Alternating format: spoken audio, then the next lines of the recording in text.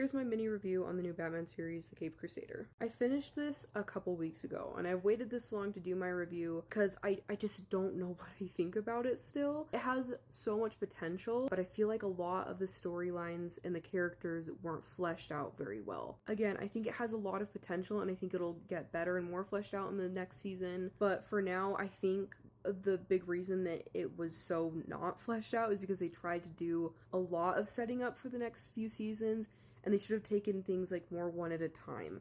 Or maybe it'll all come together. I don't know yet. I feel like pretty much every aspect of this show is just really flat and one-dimensional. Even the animation style, like, they're not very expressive. There's not a lot of color. I have a big need for color, and it was going for this 40s noir style, which they should have leaned into more. This is Harley Quinn's new design, and it feels just weirdly balanced between the middle of like being saturated but still muted. It doesn't completely go with the noir vibe, but it's also not like they were going for some more color in some of these scenes. Like, it's just this weird middle ground.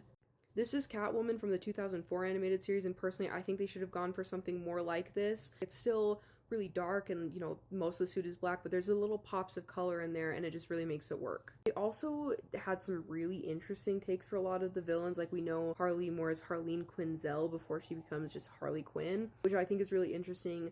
They completely changed her backstory, and I actually do like that. I do think that's really interesting, and I'm excited to see more of that. But in the first episode, they turned Penguin into a female because they wanted compelling female villains, and they just should have done more with that. Like, again, it's just not quite there. It's not fully fleshed out. With how little Penguin has to do with the show, she's only in the first episode, so there's just no point in doing it, you know? Like, it doesn't really matter, but it's just like, but it didn't matter to leave him as a dude anyway, you know?